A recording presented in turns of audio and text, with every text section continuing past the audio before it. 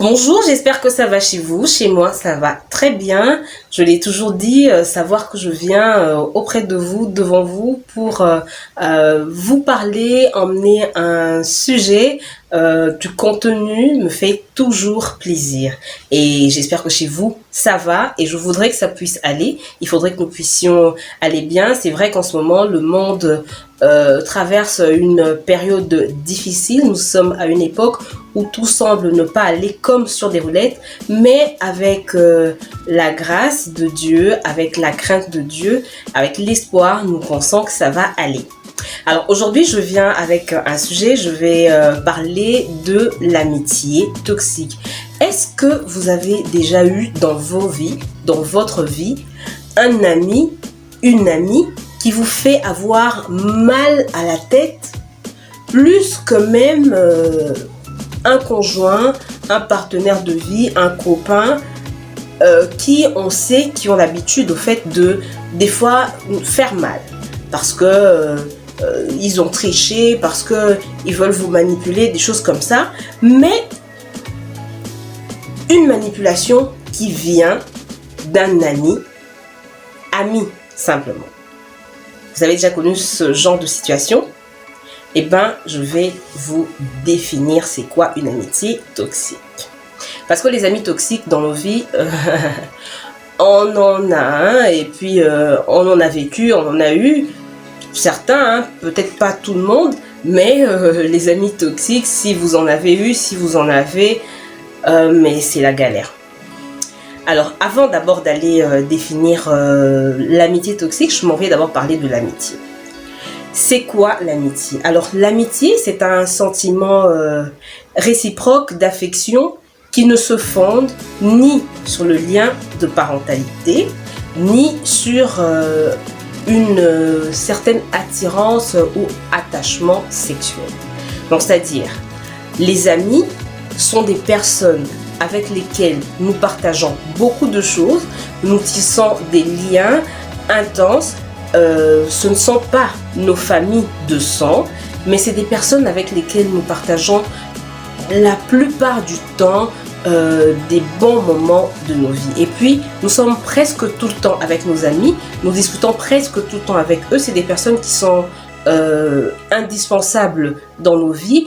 C'est vrai que ce ne sont pas nos familles de sang, mais ils deviennent nos familles parce que le temps qu'on passe avec eux, les choses qu'on partage avec eux, les intimités qu'on partage avec eux, ce genre de relation, ce genre de confidentialité qu'on peut partager avec des amis, c'est des personnes qui sont utiles pour nous. On ne partage pas nos vies avec n'importe qui. Alors nos amis sont très utiles pour nous, ils sont très utiles dans nos vies. On a des amis avec lesquels on fait des folies, on fait des projets.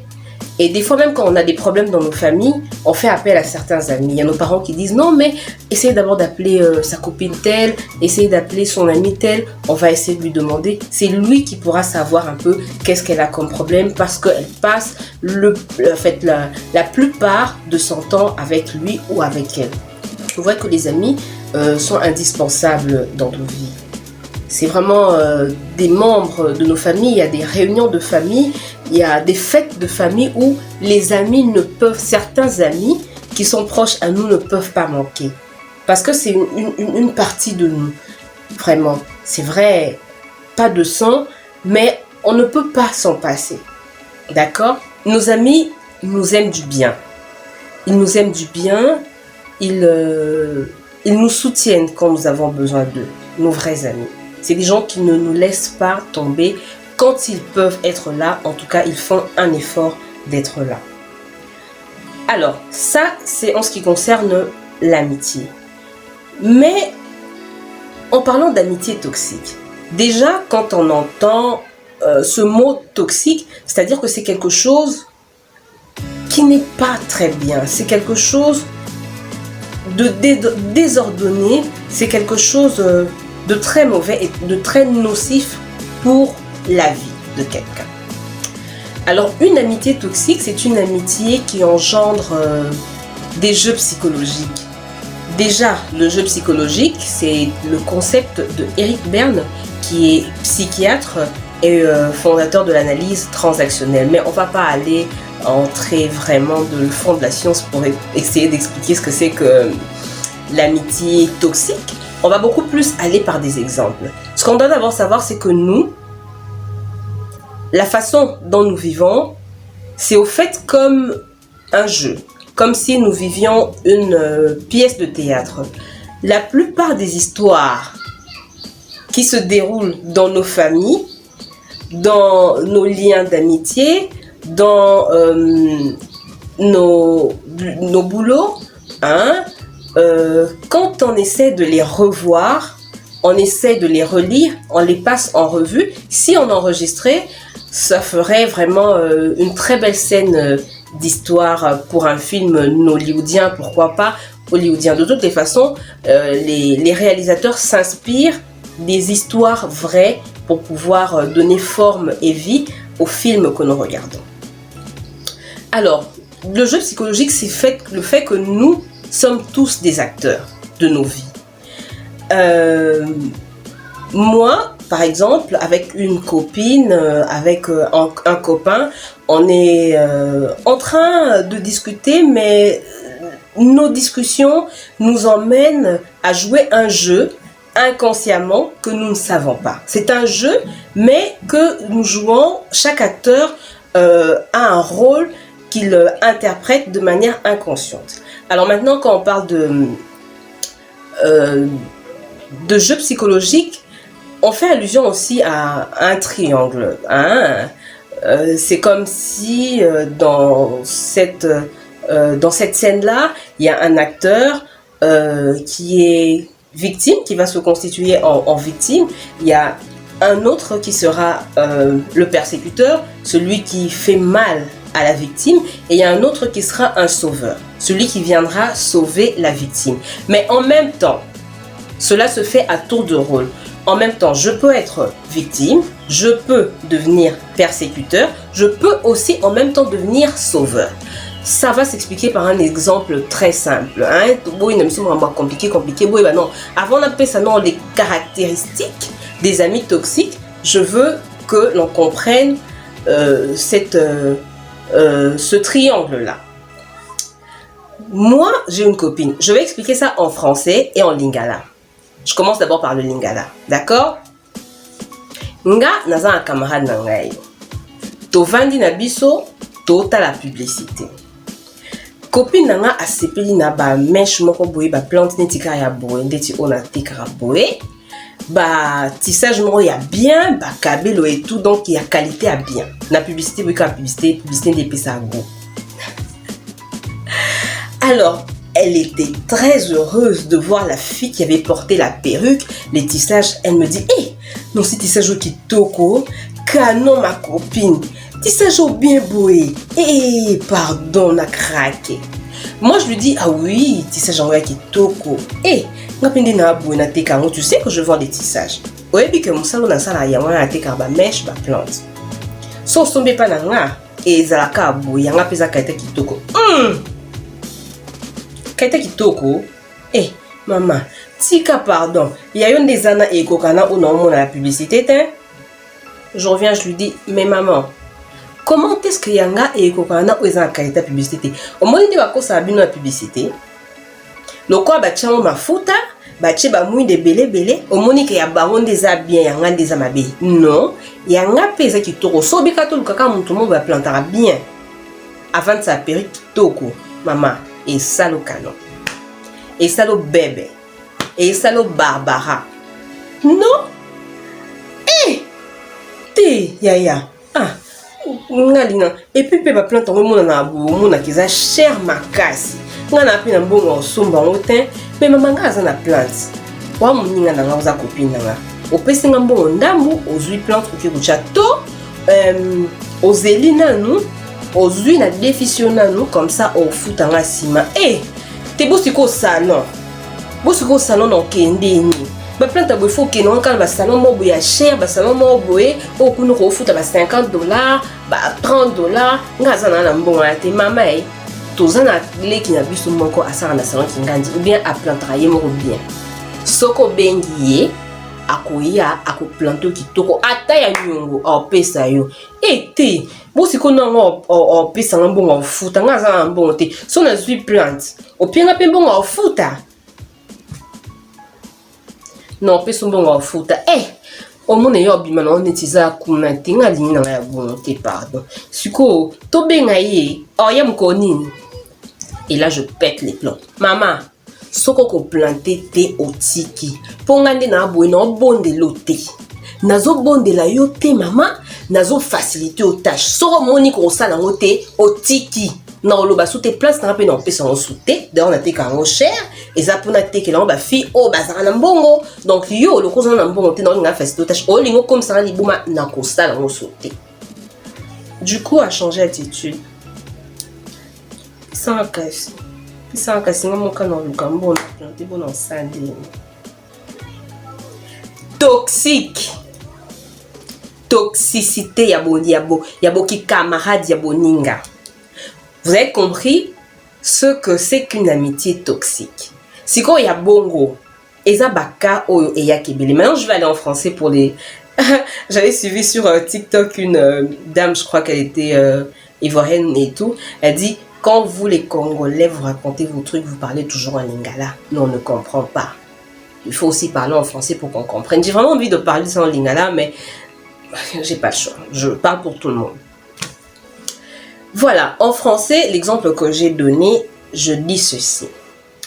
J'ai une amie avec laquelle nous étions en train de regarder calmement une publicité où on vendait des tissages. Et les tissages, ils étaient tellement beaux que ma copine, ça lui a ébloui la vue. Elle était très contente, elle me disait waouh, mais ce tissage il est canon, il est très beau. Et non, il est canon. Je lui ai dit bah, écoute ma copine, tu sais ce que moi je fais, je vends les tissages, c'est ma spécialité. Tu vois, ce genre de tissage moi j'en ai. Si tu en veux, je vais t'en donner, comme ça on va te les faire. Non, mais je suis pas sûre que les tissages que tu vends, ils ont la même qualité que ce que je vois dans la pub. Je dis non, mais dans la pub c'est beau parce que on a mis un sachet, on a mis un logo et tout. C'est pas différent. Le seul problème, c'est que la pub, ils font ça pour nous vendre et nous séduire. Donc moi, je peux aussi te vendre un tissage de qualité. Et non, je ne crois pas. Et puis même si, il faut que j'aille au salon de coiffure. Le salon de coiffure coûte cher. Hein? Ce genre de tissage, il faut aller dans des salons où on paye $50, 50 €, 30 €. Moi, j'ai pas cet argent. Comment je vais faire? Je lui dis, madame, le tissage d'ailleurs, je vais te le donner. Si tu veux, tu me donnes une avance. Tu vas me donner de l'argent après, ou bien, si tu n'as vraiment pas d'argent, je te le donne, tu vas me donner l'argent après. Je suis ta copine. Mais je vais payer comment? C'est cher, je dis. Mais on a une petite à nous qui nous fait les cheveux. Tu peux lui donner 20 $, elle va te faire de très beaux cheveux, ou tu peux même faire ça, elle peut te faire ça gratuitement, ou tu vas lui donner l'argent après. Pardon, hein. Pardon, c'est vraiment très compliqué. Moi, je sais pas comment je vais faire. Maintenant, les 20 $, là, c'est toi qui vas payer pour moi après. Je dis, madame, arrête de compliquer ta vie et la mienne. On va chercher une solution. Mais les tissages, j'en ai parce que tu as apprécié. Tu es ma copine, je te dis que je vais te donner des tissages que tu vas mettre sur ta tête et ça va te rendre peut-être aussi belle ou peut-être plus belle que la fille de la publicité. Non, pardon. Moi, je comprends pas. Je sais même pas si je veux encore faire ça. C'est beaucoup d'argent. Mais je me fâche là. Je lui dis, mais écoute, fous-moi la paix. Mais là, tu m'embrouilles là. Tu as besoin de quelque chose. Je te propose une solution et tu m'emmènes la merde. Désolée, mais là, je peux plus te supporter. Qu'est-ce qui se passe? T'as un problème dans ta tête ou quoi? Et là, elle se calme.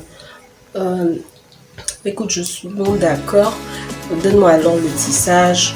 Je vais faire et puis je vais me débrouiller seule pour l'argent. C'est pas grave, il n'y a pas de problème. Tu vois dans quelle situation un ami toxique peut te mettre.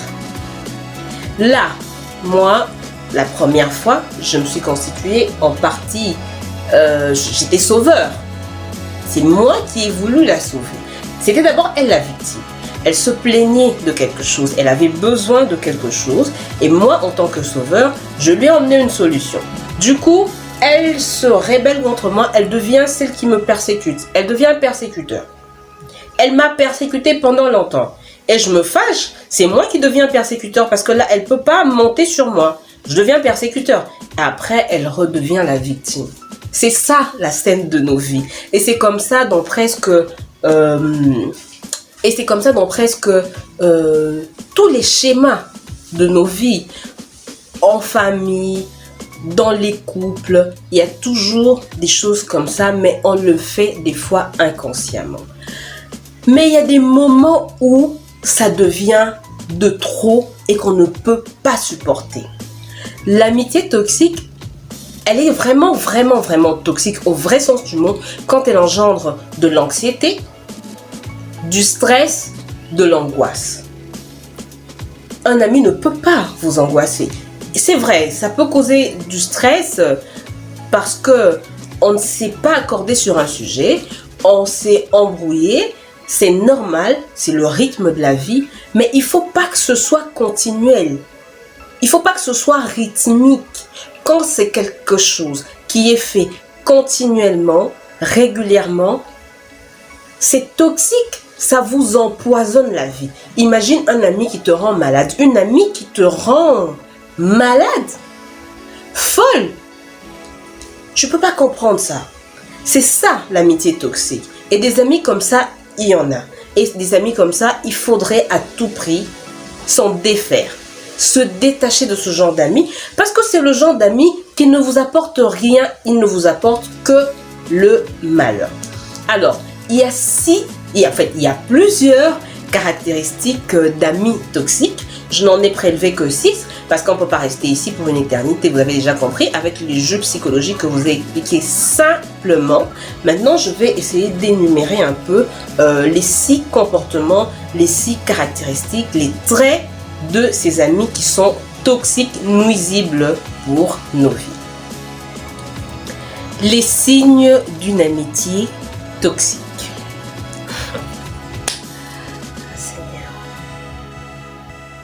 Comme je vous avais dit, il y en a plusieurs.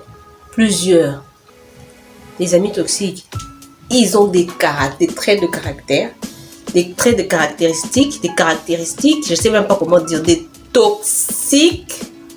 Pas possible. 1.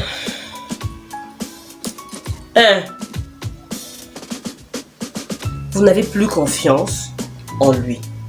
Et oui, vous n'avez plus confiance en votre ami. Vous vous posez des questions sur lui. Vous êtes tout le temps en train de vous remettre en question. Mais comment est-ce que cet ami est? Je lui ai souvent dit des choses, mais indirectement, il y a d'autres gens qui me racontent ce qu'il y a eu dans ma vie ou dans ma famille. Mais la seule personne à qui j'ai parlé, c'est celle-là. Et pourquoi l'autre fois j'avais parlé du silence, c'est vrai, le silence, il faut prendre ça sur plusieurs angles, mais la façon dont j'avais évoqué le silence, c'est qu'il fallait des fois garder les choses secrètes pour vous parce qu'il y a des gens qui sont toxiques, qui sont mauvaises, que vous ne connaissez pas, qui vont nuire. Voilà, vous avez raconté une histoire ou quelque chose à cet ami, mais bizarrement, vous entendez ça auprès d'autres personnes. Ou carrément, vous faites des deals, mais vous avez l'impression que cet ami ne vous aide pas à progresser. Au lieu que votre deal puisse aller de l'avant, ça regresse toujours parce qu'il est constamment en train de vous donner des explications. Non, tu vois, ici, on avait fait ceci, là, on a fait... Et vous faites des comptes, vous vous rendez compte qu'il y a toujours des choses qui manquent. Il n'est jamais dans la vérité. Il vous dit toujours n'importe quoi. Et il raconte des choses qui ne tiennent pas debout. Voilà. Un ami toxique, il vous vole la vedette. Constamment. Il veut que ce soit lui qui soit en vue, que ce soit lui que l'on remarque en premier et tout. Un exemple, lors de votre anniversaire par exemple, vous avez un dress code, vous dites que vous devez vous habiller en blanc, que tout le monde doit s'habiller en blanc. Mais comme vous êtes l'hôte de la soirée, vous êtes l'homme ou la femme de la soirée, excusez-moi, vous vous habillez en blanc cassé ou bien vous vous habillez en bleu. Lui, comme il se croit tout permis, il va chercher à s'habiller en bleu ciel ou carrément en bleu qui s'apparente un peu à celui que vous avez porté. Il croit qu'il doit être vous. et il sait déjà ce que vous allez porter comme vêtement, il cherche à porter un vêtement beaucoup plus fashion, beaucoup plus beau que celui que vous avez prévu de porter. Parce que vous lui avez montré, c'est votre ami, écoute, moi je vais porter ça, je vais porter cette jupe, je vais porter cette robe, ce jean, c'est tout. Et lui, ok, c'est beau. Méfiez-vous des gens comme ça. Ah, c'est très beau. Je peux voir.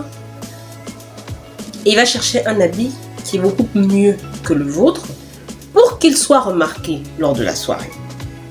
Il y a aussi autre chose, toujours dans le sens où vous ne lui faites plus confiance. Il essaye toujours de détourner la situation en sa faveur. L'ami toxique, quand vous avez raison, il va tout faire pour que vous ayez tort. Parce qu'il vous a étudié, il vous a compris, il sait que vous êtes quelqu'un de gentil, il sait que vous êtes quelqu'un de bien, quelqu'un de calme, quelqu'un qui ne réagit pas à chaud, hein, qui n'est pas bouillant. Vous pouvez être bouillant, mais face à lui, vous vous calmez un peu parce que vous l'aimez beaucoup, vous le considérez. Et lui, il va tout faire pour jeter l'opprobre sur vous. Quand une situation va mal et que c'est lui qui est à la base, il va tout faire pour que ce soit vous qui soyez celle ou celui qui a tort, qui a mal entrepris les choses, qui a mal commencé. Et la foudre, il l'a fait tomber sur vous. C'est facile de passer à autre chose parce que elle est pas très sage. Elle comprend pas bien des choses. Non, mais c'est une variation de lumière. Voilà, elle est pas très sage. Elle comprend pas très bien les choses. Ou quand je lui dis un truc, écoute, alors ça, elle est côté. Vous comprenez un peu ce que je dis? J'espère que vous êtes arrivé là où je suis. Alors, l'autre chose, c'est que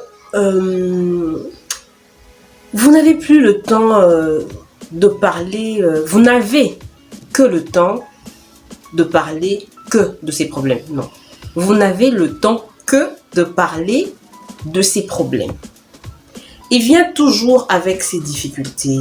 Vous en parlez, vous êtes là à l'écouter, à le comprendre, à lui donner des conseils.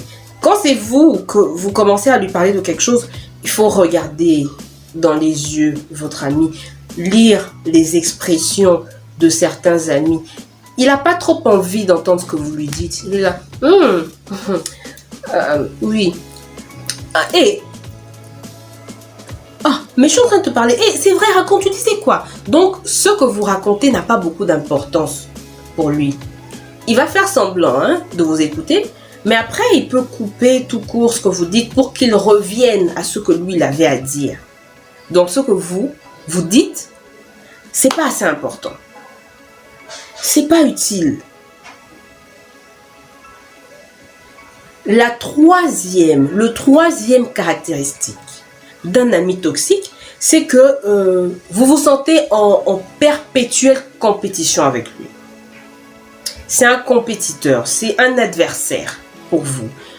Quand vous faites quelque chose, il veut faire la même chose que vous. C'est vrai que normalement, la compétition, la concurrence, elle doit être loyale. On a besoin de voir que quand son ami a évolué, que nous, on évolue aussi. C'est simple. Faut demander à son ami qu'est-ce qu'il a fait pour réussir telle ou telle autre chose. Si c'est votre vrai ami, il va vous le dire. Il va d'ailleurs vous donner des pistes parce qu'il voudra que vous deux, vous puissiez réussir dans la vie. Posez-lui des questions, dites-lui comment je peux faire telle ou telle autre chose. Je vois que chez toi ça marche, chez moi ça marche pas trop bien. Qu'est-ce qu'on peut faire? Il vous donne des pistes, il vous encourage, il vous donne ses connexions, ses amis pour que vous puissiez être bien. Quand il ne vous donne pas non plus, il ne faut pas vous en faire. Quand c'est vraiment votre ami, ne cherchez pas à brusquer les choses, allez-y mollo. Un vrai ami veut voir son ami aussi évoluer. Mais il y a des gens, il y a des amis qui le font par jalousie.